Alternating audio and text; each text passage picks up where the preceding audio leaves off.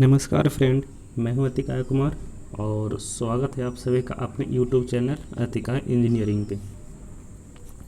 जो लोग हमारे साथ आज पहली बार जुड़े हैं, मैं उनको बता दूं कि यहाँ पे हम लोग 4th सेमेस्टर का सिविल और मैकेनिकल ब्रांच का सिलेबस कवर कर रहे हैं, फ्लूइड मैकेनिक्स का। ठीक है, और आज हम लोग एक नया यूनिट स्टार्ट करने वाले हैं और यूनिट का नेम है फ्लो थ्रू पाइप। ठीक है, जैसा कि आप लोग को दिख रहा होगा कि यूनिट है हमारा आज का, वो है फ्लो थ्रू पाइप। तो हम लोग इसी के बारे में आज पूरा डिस्कस करेंगे। अब फ्लो थ्रू पाइप यूनिट में सबसे बड़ा जो स्टूडेंट को जो मिसअंडरस्टैंडिंग होता है वो ये चीज़ होता है कि यहाँ पे लोग समझ आते हैं कि ये जो है ना, वो जो भी फ्लो होगा पाइप के अंदर हम लोग उसके बारे में यहाँ पर स्टडी करेंगे। लेकिन ये कॉन्सेप्ट अगर आप भी बना कर रखे हैं तो आपका कॉन्सेप्ट बिल्कुल गलत है। ठीक है, अब मैं आप लोग को बताता हूँ कि यहाँ पे हम लोग फ्लो थ्रू पाइप में किस चीज़ के बारे में स्टडी करते हैं। देखिए, यहाँ तक तो ठीक है कि फ्लो थ्रू पाइप है, जैसा नाम से ही पता लग रहा है कि यहाँ पे जो है वो फ्लो होगा जो पाइप के थ्रू होगा। ठीक है, लेकिन इसमें कुछ कंडीशन है, इसमें दो कंडीशन है। ठीक है, पहला चीज़ कि आपका जो फ्लो होना चाहिए किसी भी पाइप से, ठीक, मैं सपोज दैट ये एक पाइप है, तो आपका जो फ्लो होना चाहिए किसी भी पाइप से वो क्या होना चाहिए कि आपका टर्बुलेंट फ्लो होना चाहिए। अब ये टर्बुलेंट फ्लो क्या होता है? तो टर्बुलेंट फ्लो होता है जिसका रेनॉल्ड्स नंबर जो होता है वो 4000 से ज़्यादा होता है, और जिस फ्लो का रेनॉल्ड्स नंबर जो होता है वो 2000 से कम होता है तो उसको हम लोग बोलते हैं लेमिनार फ्लो। ठीक है, तो हम लोग फ्लो थ्रू पाइप में वैसे ही फ्लो के बारे में सिर्फ स्टडी करेंगे जी। जो फ्लो जो होगा वो टर्बुलेंट फ्लो होगा, और यहाँ पे सेकेंड कंडीशन है कि जो आपका फ्लो होना चाहिए वो पाइप के पूरे क्रॉस सेक्शन से होना चाहिए। ठीक है, ऐसा नहीं है कि ये पाइप है तो आपको जो है वो आधा पाइप से ऐसे फ्लो हो रहा है, ऊपर में फ्लो हो ही नहीं रहा है, सिर्फ नीचे में फ्लो हो रहा है, तो इस तरह का नहीं होना चाहिए। इसमें जो है वो पाइप के पूरे क्रॉस सेक्शन से फ्लो होना चाहिए, फुल फ्लो होना चाहिए। ठीक है, तो ऐसे ही केस को सिर्फ जो है वो हम फ्लो थ्रू पाइप में स्टडी करेंगे। ठीक है, तो चलिए चैप्टर को स्टार्ट करते हैं। तो आप लोग को हम बता दिए कि इसमें हम लोग टर्बुलेंट फ्लो के बारे में बात करेंगे, यानी कि इसमें जो भी फ्लो होगा वो टर्बुलेंट फ्लो होगा, और सेकेंड चीज़ कि जो भी फ्लो होगा वो पाइप के पूरे क्रॉस सेक्शन एरिया से फ्लो होगा। ठीक है, जैसे बात करते हैं कि एक सीवर लाइन का फ्लो होता है, तो सीवर का जो फ्लो होता है वो कोई ज़रूरी नहीं है कि उसमें पूरे पाइप के क्रॉस सेक्शन एरिया से आपका फ्लो हो। ठीक है, तो उस सीवर का जो पाइप होता है उसको हम लोग फ्लो थ्रू पाइप में कंसीडर नहीं करते हैं, उसको हम लोग ओपन चैनल में देखेंगे। ठीक है, हम लोग इसमें सिर्फ वही सब चीज़ों को कंसीडर करेंगे जिसमें जो फ्लो होता है वो पाइप के पूरे क्रॉस सेक्शन एरिया से होता है। अब यहाँ पे देखिएगा कि एक यहाँ पे आपका एक टर्म आता है head loss, loss of energy या फिर हेड लॉस, इसी को बोला जाता है हेड लॉस। ठीक है, तो ये क्या होता है कि अगर कहीं पे फ्लूइड जो है वो पाइप की मदद से पाइप में एक जगह से कुछ डिस्टेंस पे जा रहा है, दूसरी जगह पे जा रहा है, तो वहाँ पे जाने में क्या होगा कि उसका कुछ एनर्जी का लॉस होगा। ठीक है, अगर उसमें कुछ अगर एनर्जी का लॉस होगा तो उसी के बारे में हम लोग यहाँ पे पढ़ेंगे।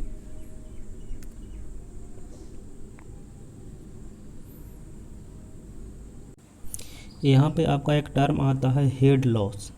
ठीक है, तो इसको अच्छे से समझना ज़रूरी है कि हेड लॉस जो होता है वो क्या होता है।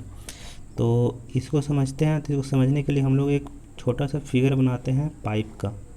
सपोज कर लीजिए कि ये जो है ना वो आपका एक पाइप का क्रॉस, ये आपका एक पाइप है। ठीक है, और यहाँ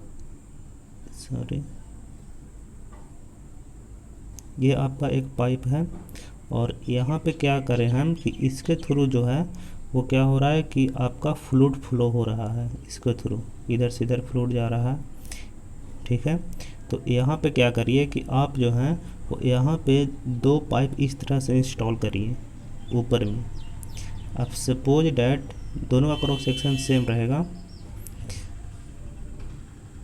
सपोज डैट कि अगर जो फर्स्ट वाला आपका जो पाइप है उसमें जो है वो फ्लूइड आपका यहाँ तक आ गया, ठीक है, आपका जो फ्लूइड है वो ऐसे इस तरह से भरा हुआ है यहाँ तक, लेकिन जो आपका सेकेंड वाला पाइप है उसमें जो फ्लूइड है नीचे का पाइप का फ्लूइड वो यहाँ तक गया, ठीक है।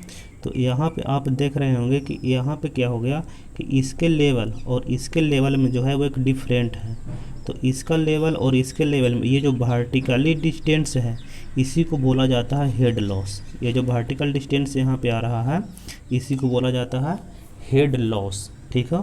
और इसी को यही बोला जाता है लॉस ऑफ एनर्जी, यानी कि ये एनर्जी के कारण जो है वो इसका हेड यहाँ से यहाँ आ गया है। तो दोनों टर्म जो है वो एक ही हैं, चाहे आपका टर्म यूज किया जाए लॉस ऑफ एनर्जी या फिर हेड लॉस। तो जहाँ पे भी हेड लॉस टर्म आ जाएगा तो वहाँ पे आपको तुरंत ही हाइट से कंपेयर कर देना है, यानी कि हाइट को देख लेना है कि यहाँ पे हाइट का बात हो रहा है, ठीक है। अब अगर हम लॉस देखते हैं तो आपको ये जानकर हैरानी होगी कि जितना भी लॉस होता है पाइप में उसका 95% जो भी लॉस होता है वो सिर्फ फ्रिक्शन के कारण होता है, ठीक है। तो 95% पूरा लॉस का 95% जो लॉस होता है वो आपका फ्रिक्शन के कारण होता है, ठीक है। यानी कि फ्रिक्शन एक मेजर रोल प्ले करता है हेड लॉस में या फिर लॉस ऑफ एनर्जी में, ठीक है। तो यहाँ पर जो लॉस ऑफ एनर्जी है इसको मेनली दो भाग में जो है वो क्लासिफाइड किया गया है। फर्स्ट आपका है major loss of energy, second है माइनर एनर्जी लॉसेस। यानी कि एक में वैसे केस को रखा गया है जिसमें जो है वो हेड का बहुत कम लॉस होता है, यानी एनर्जी का बहुत कम लॉस होता है, और एक में वैसे को रखा गया है जिसमें एनर्जी का बहुत ज़्यादा लॉस होता है। तो अभी हम बताएं कि 95% जो भी एनर्जी है या 95% हेड है वो सिर्फ फ्रिक्शन में लॉस होता है। तो जाहिर सी बात है कि फ्रिक्शन जो होगा वो मेजर एनर्जी लॉसेस में होगा, ठीक है। तो मेजर एनर्जी लॉसेस में जो होगा वो हम लोग सिर्फ फ्रिक्शन के बारे में पढ़ेंगे, और बाकी जो भी फैक्टर है जिसके कारण एनर्जी का लॉस होता है या फिर हेड का लॉस होता है उसको हम माइनर एनर्जी लॉसेस में पढ़ेंगे। तो यहाँ पे हम लोग देखते हैं कि मेजर एनर्जी लॉसेस, तो मेजर एनर्जी लॉसेस जो होता है वो सिर्फ और सिर्फ होता है फ्रिक्शन के कारण। अब फ्रिक्शन के कारण होता है तो इसको जब हम लोग कैलकुलेट करते हैं तो इसको कैलकुलेट करने के लिए दो वैज्ञानिक सामने आए और दोनों ने अपना अपना फॉर्मूला दिया। तो हम लोग उन दोनों को फार्मूला का देखेंगे। जो फर्स्ट साइंटिस्ट है वो है डार्सी, यानी कि डार्सी-वीवेज फार्मूला जो है वो हम लोग देखेंगे, और सेकेंड देखेंगे हम लोग चेजी फार्मूला। और इन दोनों फार्मूला की मदद से जो है वो हम लोग न्यूमेरिकल को सॉल्व करेंगे। और इन दोनों ने क्या क्या एक्सप्रेशन दिया है फ्रिक्शन के कारण जो हेड लॉस होता है उसको कैलकुलेट करने के लिए, हम लोग वो चीज़ को यहाँ पे देखेंगे। और अगर हम माइनर एनर्जी लॉसेस का बात करें तो इसमें क्या है कि इसमें कौन कौन सा केस आ जाता है। तो पहला तो आ जाता है कि अगर माइनर एनर्जी लॉसेस हो रहा है तो वो आपका सडन एक्सपेंशन की वजह से हो सकता है। यानी कि मान लिया जाए कि कोई भी पाइप का क्रॉस सेक्शन है वो इस तरह से है, ठीक है। और यहाँ पे सडनली क्या होगा, एक बड़ा क्रॉस सेक्शन का पाइप लग गया, तो यहाँ से जो भी फ्लूइड आ रहा होगा यहाँ पे इसको एक बार जो एरिया होगा ना वो बढ़ गया, तो यहाँ पे क्या बोलेंगे, ये जो है ना सडन एक्सपेंशन का केस है। यहाँ से एरिया कम आ रहा था क्रॉस सेक्शन एरिया, यहाँ पे एक वजह जो क्या हुआ कि एरिया जो है वो बढ़ गया, तो सडन एक्सपेंशन हो गया। तो ये केस जो होगा वो सडन एक्सपेंशन को होगा। ठीक उसी प्रकार से आपका थर्ड केस सेकेंड है सडन कॉन्ट्रैक्शन, यानी कि पहले से जो पाइप का एरिया है वो बहुत ज़्यादा है, एक वजह जो है इसका एरिया जो है पाइप का वो कम गया, तो यहाँ पे क्या होगा फ्लूइड आएगा और तुरंत ही यहाँ पे कॉन्ट्रैक्ट होने का कोशिश करेगा फ्लूइड, ठीक है। तो ये सडन कॉन्ट्रैक्शन का केस हो जाएगा, ठीक। और थर्ड केस है आपका बेंट इन पाइप, यानी कि पाइप जो है वो कहीं पे जाके और मुड़ा हुआ है, तो बेंट इन पाइप, तो बेंट जहाँ पे पाइप होता है वहाँ पे भी कुछ एनर्जी का लॉसेस होता है लेकिन वो बहुत कम होता है, इसलिए इसको माइनर एनर्जी लॉसेस कैटेगरी में रखा गया है। उसके बाद आपका आ जाता है पाइप फिटिंग। तो पाइप फिटिंग में आपका क्या चीज़ आ जाता है कि कोई पाइप है, जैसे यहाँ पे एक कोई पाइप आ रहा है, इसी में अगर आप दूसरा पाइप यहाँ पे कनेक्ट किए हैं तो अगर दोनों का क्रॉस सेक्शन एरिया अगर सेम भी है तो यहाँ पे जो कनेक्ट हुआ है ना पाइप, इसके कारण इसके कारण जो होता है वो कुछ एनर्जी का लॉस होता है, वो थोड़ा सा, इसलिए हमको इसको माइनर एनर्जी लॉसेस के केस में अथी में रखते हैं, कैटेगरी में रखते हैं। और थर्ड आपका आ जाएगा कि अगर कोई भी पाइप है और उस पाइप में जो है वो कोई आपका कोई ऑब्स्ट्रक्शन आ गया, यहाँ से फ्लूइड फ्लो कर रहा था, यहाँ पे कुछ आपका ऑब्स्ट्रक्शन आ गया, तो इसके कारण भी एनर्जी में लॉस होता है। तो ये आपका 5 केस हो गया जो कि आपका होता है माइनर एनर्जी लॉसेस का, ठीक है। और मात्र एक फ्रिक्शन का केस हो गया जो कि होता है मेजर एनर्जी लॉसेस का, ठीक है। तो ये सारा पॉइंट आपको याद करना है, यहाँ से आपका ऑब्जेक्टिव क्वेश्चन भी बनेगा एग्जाम में, ठीक है। कि यहाँ पे आपको 4 ऑप्शन दे देगा, आप पूछेगा कि इन सब में से कौन जो है वो मेजर एनर्जी लॉसेस का कारण है या फिर मेजर हेड लॉस का कारण है, ठीक है। तो आपका हेड लॉस में जो होगा, मेजर एनर्जी हेड लॉस में जो होगा वो सिर्फ एक ही केस आ रहा है, वो है फ्रिक्शन का। बाकी सारा जो केस है, चाहे वो सडन एक्सपेंशन का हो, सडन कॉन्ट्रैक्शन का हो, बेंट इन पाइप का हो, पाइप फिटिंग का हो, या फिर एन ऑब्स्ट्रक्शन इन पाइप का हो, सारा केस जो है वो आ रहा है माइनर एनर्जी लॉसेस में, ठीक है। तो अगर हम इसको आगे देखते हैं कि मेजर एनर्जी लॉसेस का जो दो साइंटिस्ट ने जो 2 एक्सप्रेशन दिया है, 2 फार्मूला दिया है, वो फार्मूला क्या है, ठीक है। तो सबसे पहले हम लोग देखते हैं यहाँ पे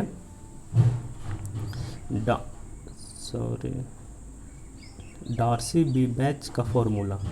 तो डार्सी-वीबैच का जो फार्मूला था वो था कि फ्रिक्शन के कारण जो हेड लॉस होगा वो HF इक्वल टू होगा 4FLV² डिवाइडेड बाई 2GD। यहाँ पे क्या है कि देखिए जो आपका V है यहाँ पे, वो V आपका हो गया मीन वेलोसिटी, L आपका हो गया लेंथ ऑफ पाइप, ठीक है। 2D यहाँ पे जो हो गया वो डाया ऑफ पाइप हो गया, 2 तो 2 होता है, और G आपको तो जानवे करते हैं 9.81 होता है। और यहाँ पे आपका एक टर्म आता है F। तो देखिएगा इसी फार्मूला को कहीं कहीं पे जो है वो HF इक्वल टू लिखा रहेगा FLV² डिवाइडेड बाई 2GD, ठीक है। तो यहाँ पे सिर्फ F रहेगा, यहाँ पे 4F रहेगा। तो यहाँ पे F जो ये वाला जो F है वो है फ्रिक्शन कोफिशिएंट, और यहाँ पे जो F है ये है फ्रिक्शन फैक्टर। अब फ्रिक्शन फैक्टर और फ्रिक्शन कोफिशिएंट में एक रिलेशन होता है। यहाँ पे क्या होता है कि एक फार्मूला होता है F इक्वल टू 4F। यहाँ पे ये जो F है ना वो है फ्रिक्शन, ये F जो है वो फ्रिक्शन कोफिशिएंट, और ये F जो है वो है फ्रिक्शन फैक्टर, ठीक है। तो फ्रिक्शन फैक्टर इक्वल टू होता है 4 इंटू फ्रिक्शन कोफिशिएंट, ठीक है। और यहाँ पे जो है ना वो आपका क्या है कि यहाँ पे F डैश जो है वो छूट गया है, मिस्टेक से छूट गया होगा बुक में, तो यहाँ पे जो है वो F डैश होगा, और यहाँ पे जो ये जो F है वो फ्रिक्शन कोफिशिएंट है। अगर फ्रिक्शन कोफिशिएंट के जहाँ पर हम फ्रिक्शन फैक्टर का यूज करेंगे तो हम 4F के जहाँ पे सिर्फ एक F लिखेंगे, ठीक है। और वो F जो होगा आपका वो फ्रिक्शन फैक्टर होगा, ठीक। तो ये फार्मूला है जो कि दिया गया है डार्सी-वीबैच के अकॉर्डिंग कि हेड में जो लॉस होगा फ्रिक्शन से, जो हेड का लॉस होगा वो इतना लॉस होगा। इसके ऊपर हम लोग फार्मूला अति न्यूमेरिकल भी देखेंगे, यहाँ पे आपको सारा दिया हुआ है। यहाँ पे जो देखिए जो आपको F है वो coefficient of friction which is in function of Reynolds number, ये जो है वो रेनॉल्ड्स नंबर का फंक्शन है। तो देखिए अगर coefficient of friction equal to जो होता है वो 16 डिवाइडेड बाई रेनॉल्ड्स नंबर होता है, और ई जो है वो रेनॉल्ड्स नंबर है यहाँ पे, ठीक है। और ये किस केस में होता है, जब रेनॉल्ड्स नंबर जो है वो 2000 से कम रहता है तब ये फार्मूला होता है, और अगर जो रेनॉल्ड्स नंबर 2000 से ज़्यादा रहेगा तब आपका ये वाला फार्मूला यूज होगा, यानी कि टर्बुलेंट के केस में 0.079 डिवाइडेड बाई RE का पावर 1/4, ठीक है। तो ये आपका जो फार्मूला यूज होगा वो आपका टर्बुलेंट फ्लो के केस में होगा, और ये वाला जो होगा वो लेमिनार फ्लो के केस में होगा, ठीक है। एल आपका क्या है, तो एल लेंथ ऑफ पाइप है, वी मीन वेलोसिटी है, डी डाया ऑफ पाइप है, कोई दिक्कत नहीं है। इसमें जो आपको मेन यहाँ पे कैलकुलेशन निकल के आया है वो आया है आपका ये फार्मूला, कि ये फार्मूला जो होता है वो डार्सी-वीबैच का फार्मूला है जो कि है 4FLV² डिवाइडेड बाई 2GD, ठीक है। ये हेड लॉस का फार्मूला है। हेड लॉस किसके कारण, तो फ्रिक्शन के कारण। फ्रिक्शन का हेड लॉस किस में कौन से कैटेगरी में आता है, तो मेजर हेड लॉसेस में आता है। आपको बार बार बोल रहा है कि हेड लॉस बोलिए या फिर लॉस इन एनर्जी बोलिए, दोनों टर्म सेम ही है। ठीक है। सिर्फ डिफरेंट इतना है कि जहाँ पे आपका हेड का बात कर ले तो आपका हाइट का टर्म में बात कर रहा है, ठीक है। अगर हम और इसमें देखते हैं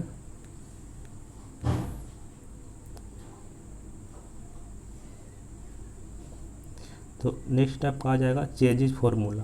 तो चेजिस फार्मूला क्या है, तो चेजिस जिस तरह से डार्सी बीवेज का फार्मूला था उसी तरह से चेजिस का ही फार्मूला है, वो है ये H F equal to F dash divided by rho G into P Y A into L into B square. हम लोग इस फार्मूले को समझते हैं कि इसमें इतना सारा टर्म जो है वो क्या क्या चीज़ है। तो देखिए सबसे पहले आपको हम बताना चाहेंगे एक चीज़, एक होता है एम जिसको बोला जाता है हाइड्रोलिक डेप्थ या फिर हाइड्रोलिक रेडियस, ठीक है। ये आपका जो एम होता है वो हाइड्रोलिक मीन डेप्थ होता है या फिर हाइड्रोलिक रेडियस होता है। और इसका इक्वल टू फार्मूला होता है ए वाई पी। ए होता है आपका क्रॉस सेक्शन एरिया और पी होता है आपका वेटेड पेरीमीटर, ठीक है। तो यहाँ पे अगर हम यहाँ पे पी वाई ए यहाँ पे फार्मूला में पी वाई ए है, यहाँ पे आ रहा है फार्मूला ए वाई पी। तो इसको अगर हम पलट दें यानी कि 1/m इक्वल टू हम लिख सकते हैं पी वाई ए, ठीक है। तो हम लोग इसको यहाँ पे जो वैल्यू है वो एम से हम लोग सब्स्टिट्यूट कर सकते हैं। और एक और यहाँ पे आपका टर्म आएगा तो वो है आई का। ये आई इक्वल टू होता है एच एफ अपॉन एल, ठीक है। आई क्या होता है, तो लॉस ऑफ हेड पर यूनिट लेंथ होता है आपका आई, ठीक है। तो चलिए यहाँ पे देखते हैं, समझ लेते हैं। यहाँ पे देखिए A by P is called the mean depth और hydraulic radius and denoted by M, यानी कि एम जो आपका होता है वो area of flow divided by wetted perimeter होता है, ठीक है। अब देखिए इसको अगर हम वैल्यू पुट करें तो इसको में जो हमेशा पाइप का जो क्रॉस सेक्शन एरिया रहेगा वो आपका सर्कुलर रहेगा। तो सर्कुलर सर्कल का एरिया क्या होता है π/4d²। तो हम लोग यहाँ π/4d² कर दिए। अब वेटेड पेरीमीटर है तो आपको हम स्टार्टिंग में ही बताएं कि जो भी यहाँ पे पाइप का क्रॉस सेक्शन होगा वो पूरा फुल होगा फ्लो से। तो वेटेड पेरीमीटर क्या होगा, पूरा ही यहाँ पे वेटेड होगा। तो पूरा का जो पेरीमीटर होता है क्या होता है सर्किल का, यानी कि πd होता है। तो πd हम पुट कर दें तो यहाँ से d से d कट जाएगा और आपका आ जाएगा dy/4, ठीक है। तो m का जो वैल्यू होगा वो पाइप फ्लो के केस में हमेशा कितना होगा, dy/4 होगा, ठीक है। यहाँ पे देखिए अब मन में एक और क्वेश्चन आ रहा होगा कि अगर किसी पाइप का जो क्रॉस सेक्शन है वो सर्कल ना हो करके क्या हो गया कि रेक्टेंगल हो गया, तो क्या हम लोग इन दोनों को पाइप बोलेंगे? तो आंसर होगा बिल्कुल नहीं। आपका जो ये सर्कल है वो आपका पाइप कहलाएगा, लेकिन ये जो आपका जो रेक्टेंगुलर क्रॉस सेक्शन का जो अथी है पाइप टाइप का है वो आपका कहलाएगा डक्ट, DUCT, ठीक है। तो अगर हम लोग इसमें अगर एम का फॉर्मूला पुट रखते हैं और यहाँ से अगर हम लोग देखते हैं तो v इक्वल टू भी एक फार्मूला होता है जो कि आप लोग को यहाँ पे लिखा हुआ है। देखिए सीधा सा बात समझिए कि इसमें अगर हम लोग m का और इसमें अगर हम लोग i का फार्मूला अगर पुट करते हैं, i इक्वल टू होता है head loss per unit length, ठीक है। तो इन दोनों का वैल्यू अगर हम लोग पुट करेंगे तो एक नया फार्मूला निकल कर आएगा v इक्वल टू C√/mi। ये फार्मूला आपको चेजिस फार्मूला सुने भी होंगे। यहाँ पे C क्या है, तो यहाँ पे जो C है आपका वो है चेजी कांस्टेंट, ठीक है। और इसी चेजी कांस्टेंट का वैल्यू जो है वो यहाँ पे होता है, जो C होता है यानी कि जो चेजी कांस्टेंट होता है उसका वैल्यू होता है ρg/f', ठीक है। और यहीं पे इसको लिखा हुआ है फार्मूला में f'/ρg लिखा हुआ है, ठीक है। यानी कि यहाँ पे जो है आपको 1/c का वैल्यू यहाँ पे पुट होगा, ठीक। तो अगर इसी फार्मूला का मैं सारा वैल्यू अगर पुट कर दे तो एक नया फार्मूला आपको बन के निकलता है। वो फार्मूला है आपका ये वाला v इक्वल टू C/√mi, ठीक है।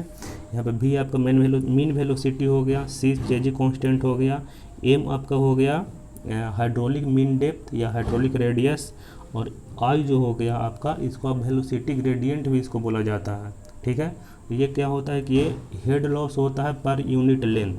ठीक है, देखिए यहाँ पे लिखा हुआ है I, where I is the head loss per unit length of pipe. ठीक है, तो ये आपका दो फार्मूला होता है कि head loss, major energy head loss के केस में आपका दो मेन फार्मूला पढ़े। एक बार फिर से मैं आपको रिवाइज करा देता हूँ कि ये एक आपका जो हो गया वो ये फार्मूला हो गया,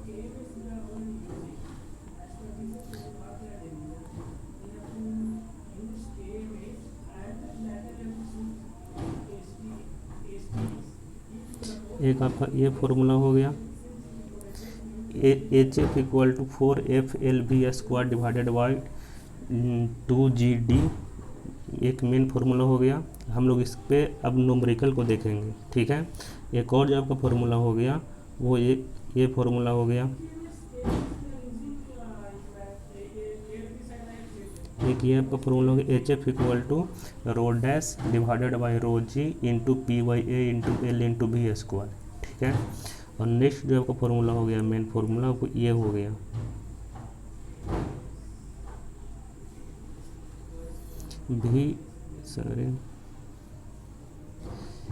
V equal to C into √MI। ठीक है, ये तीन ही मेन फार्मूला हो गया। अब इन्हीं तीन फार्मूले पे मेजर एनर्जी लॉसेस का जितना भी न्यूमेरिकल आएगा वो सारा न्यूमेरिकल इन्हीं तीन फार्मूला पे सॉल्व हो जाएगा। ठीक है, तो देखिए आगे हम लोग इसके ऊपर न्यूमेरिकल करते हैं। आपका फर्स्ट न्यूमेरिकल है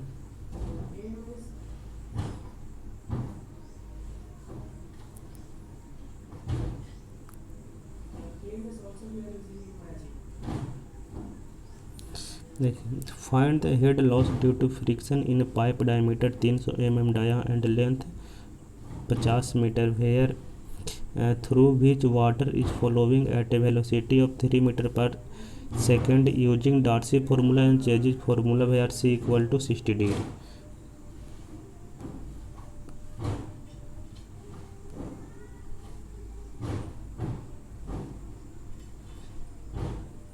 ठीक है, तो इसमें हम लोग सबसे पहले देख लेते हैं कि सबसे पहले इसमें हम लोग क्या करते हैं कि जो डेटा यहाँ पे दिया हुआ है उसको हम लोग यहाँ पे लिख लेते हैं।